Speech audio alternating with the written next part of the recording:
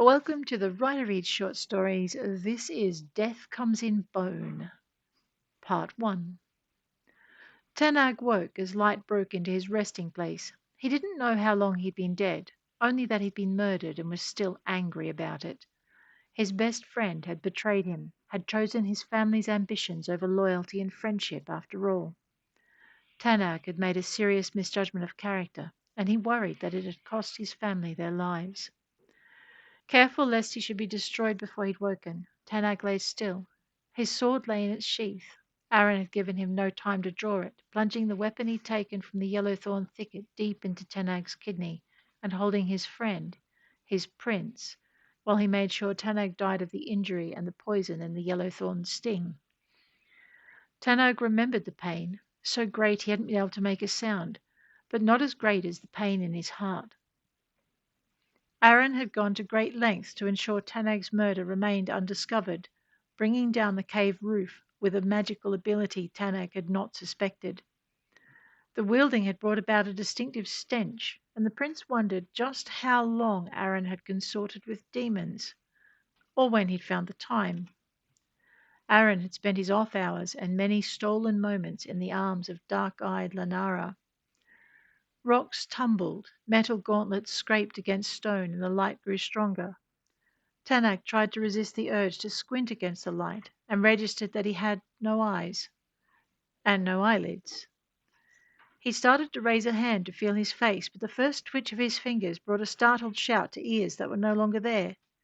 Retribution was swift, even though he'd stilled his hand. A sword was driven through his ribs. There was pain, but not the kind of pain Tanag expected.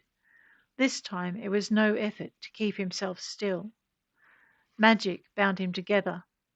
Why would magic bind his bones together when his flesh was clearly gone? He had known he was dead, but this? Why? Laughter interrupted his thoughts. The great knight Divus, frightened by a pile of empty bones? Mockery. I swear I saw it move. Well, it's not moving now. Who was it, do you think?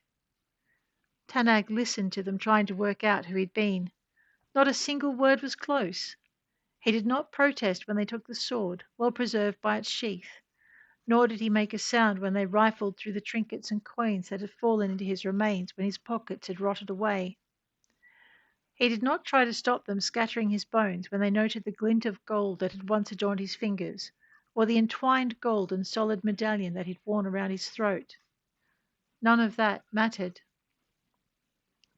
What mattered to him now was to work out why he lived beyond death. A death unfairly given, certainly, but an ending nonetheless. As the big man in plate mail and his trio of less well-protected companions made their way further into the cavern complex, Tanag wished them luck. He'd lain there long enough to know there were creatures roaming the complex depths that no one should disturb.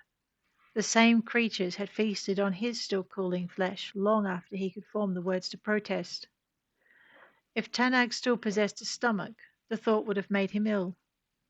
Turning his mind as to why he might still live, Tanag thought on all the reasons one might carry on after death instead of crossing to whatever existence lay ahead. Unfinished business was one, but all who died had a degree of that, and the truth was that he had left nothing undone that would tie him to this realm. Vengeance, well, he could see how he might feel vengeful, but getting back at Arrin wasn't strong enough to drive him. After all, Arrin had only taken him. His friend had not harmed his family, at least not that he knew. Arrin had loved the princesses and had almost lost his life saving Chelea, jokingly swearing he would gladly bear the burden of 2 wives so he didn't have to choose between Lanara and the honey-eyed Maeta, Tanag's nearest sibling and a year their junior. Maeta! Tanag's soul resonated with anxiety for her. It quivered with rage and outrage, and now Tanag remembered. He had sworn to kill Arrin should his once friend harm Maeta, and oaths were the other thing that could keep a man alive after death.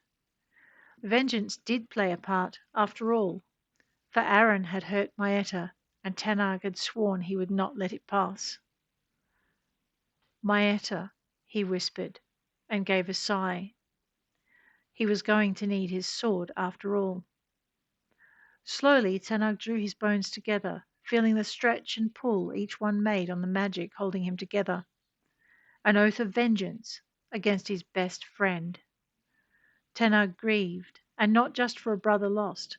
For Arrin to have been able to harm Maeta, he would have had to remove the rest of the family and protectors from around her, and that meant Tanag had lost more than just a kingdom. He'd lost everything he'd once held dear. When he was sure he would hold together, Tanag stood, hearing his bones clatter where they joined and listening to them rattle against the floor. He remembered how he'd complained his riding boots were too noisy against the rock underfoot, remembered that Arrin's boots had made no sound as he'd crept rapidly in behind him. There'd been no warning, just the flaring pain as Arrin ended him. Tanag wondered briefly if Maeta was still alive, and then realized he couldn't rely on that either. Regardless of if she still suffered, Maeta had been harmed by Arrin, and it was Arrin's continued life that kept Tanag bound to this plane. And if Tanag's mortal remains were in such fleshless a state, then Arrin had either aged or preserved his life through some other means. Tanag remembered the scent that had accompanied Arrin's casting. He sifted through living memories that no longer felt real and found the one he sought. Hot earth, sulphur, and rotting vegetation, all laced with a soft perfume that called to the nose and stirred the loins. They had driven her off together. Granted, they'd had to kill her human consort, sending him screaming to the hells he'd earned through his pleasure. But they had driven the demoness away, defeated and vowing vengeance. She had been angrier with Tanag than his best friend and bodyguard. You will rue the day you stood between me and that which I desired to accomplish. She had sworn it as they lunged for her, blades searching, bodies aching at her voice. She had vanished before their blades could strike. Their victory had been considered notable because of their youth, and their fathers had berated them well for the reckless bravado they'd shown. There had been training with the priests and paladins of Staravan, hours in the sun and the dark, hours more in the classroom learning what they had been blissfully unaware of. They'd been more than lucky to live past the encounter and see their 19th year. The demoness had taken 3 years to return, and neither of them had known it. Well, Tanag, with the clarity of hindsight, knew it now. Lenara, with her fiery eyes, her long dark hair, and, so Arrin claimed, a body to die for. It had been Lenara who had disliked Tanag on sight, and for whom Arrin had made laughing excuses whenever she declined an invite from the prince. The very woman whose scent matched the perfume beneath the sulphurous rot he remembered. The one Arrin had threatened to take as his wife while simultaneously wifing Tanag's sister. Tanag was going to kill them both, Arrin and Lenara. They'd brought Maeta harm. Once he'd avenged her, he'd rest. Decision made, Tanag followed the route taken by the adventurers who had confiscated his sword and medallion. He wondered if he could somehow garner their help. He marveled also that he knew which way they'd taken and could sense their life force growing stronger as he neared. He despaired as each living flame vanished from his senses and followed their fading presence to a broadening cavern. The question of garnering their help had been answered with a resounding no. His visitors had found the creatures living within the cavern complex. They had found the temple, a little larger than a shrine, hidden behind the yellowthorn under the hill. The beasts guarding it had defeated and were devouring them. Tanag watched, remembering how those teeth had felt tearing into his flesh, crunching down on his bones until the marrow could be reached by a single caress of the beasts' long hard-edged tongues. Even as a skeleton, Tanag shuddered. The beasts ignored him. They'd cracked his bones already. It was why the magic held him together now, the magic in their saliva and the oath. Maeta, he said, and the beasts looked up from their meals. I need my sword to fulfill my oath. The beasts went back to tearing muscle from bone, pulling entrails through the rents they'd made in their victims' skins. Taking their disinterest as permission, Tanag advanced. His sword had been adopted by the knight. Not surprising, since it was a better blade than the one Divas had driven between his ribs. Tanag took it from the ground, pulled its belt and scabbard from beneath the warrior's body, causing the beast feeding on him to growl as the body rocked.